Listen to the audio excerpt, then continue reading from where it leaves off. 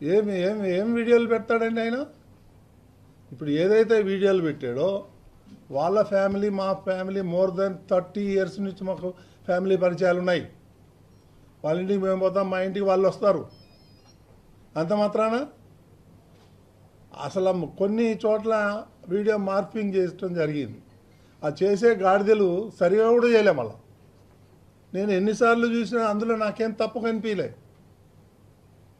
So ఇవన్నీ cheap politics ఆడి నా మీద బురద జల్తానంటే నేను భయపడేటోడిని కాదు. నేను నీలాగా రిజైన్ చేయమంటే చేసేవాడిని కూడా కాదు. ఇవన్నీ కూడా వాస్తవాలన్నీ కూడా నేను ఇమీడియట్గా కంప్లైంట్ ఇవ్వడం జరిగింది. ఇంకా 6 గంటలో ఎఫ్ఐఆర్ కూడా వస్తుంది. దీన్ని నేను హై లెవెల్కి తీసుకెళ్తాను. వీళ్ళ సంగతి ఏదో తేలుస్తాను. నేను మాత్రం భయపడేదే ప్రశ్నే లేదు. కొన్ని అయితే మా ఇదివరకు అందులో ఉన్నటువంటి కొన్ని ఫోటోలు అయితే నేను 20-25 ఏళ్ల కింద దిగిన ఫోటోలు అవి. ఆ ఫోటోలు ఈ ఫోటోలు మిక్స్ చేసి దానికి ఒక మ్యూజిక్ పెట్టి ఈ సన్యాసులకు ఏం పని లేదా? నన్ను వ్యక్తిగతంగా టార్గెట్ చేస్తే నేను మీడియాలో ఉన్నా, నీకు చుక్కలు చూపిస్తాను. నీకు కానీ సుబ్బారెడ్డికి కానీ. కరుణాకర్ రెడ్డి నువ్వు మద్రాసులో పోయి ఏమేం చేసావో నాకు తెలుసు. వైవి సుబ్బారెడ్డి ఏమేం చేసావో నాకు తెలుసు.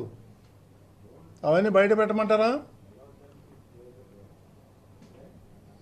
ఇవన్నీ చీప్ పాలిటిక్స్ నా దగ్గర జరగదు. అర్థమైందా? నేను హైదరాబాద్ నడిబొడ్డున నేను ఉండి వ్యాపారం చేస్తున్నా. నేను ఎవరికి భయపడేవాడిని కాదు. ఈ చీప్ పాలిటిక్స్ దీనివల్ల ఎవరికి నష్టం? సమాజానికి ఏమన్నా ఉందా? నేనేమన్నా తప్పు పని చేశానా?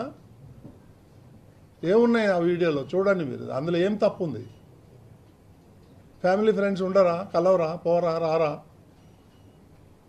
నాది 20 సంవత్సరాల క్రితం ఉన్నటువంటి ఫోటోలు పెట్టి మార్పింగ్ చేస్తారు. ఇవన్నీ నా దగ్గర నడవదు. నేను చెప్తున్నాను. నేను లీగల్గా ఫైట్ చేస్తాను. దేనికైనా సిద్ధంగా ఉన్నాను.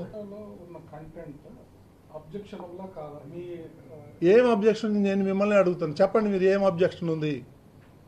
వెళ్తాము, మీ ఫ్రెండ్స్ మీ ఇంటికి వస్తాం, పోతాం, వెళ్ళేటప్పుడు హాయ్ బాయ్ చెప్పుకుంటాము. ఏముంది దాంట్లో?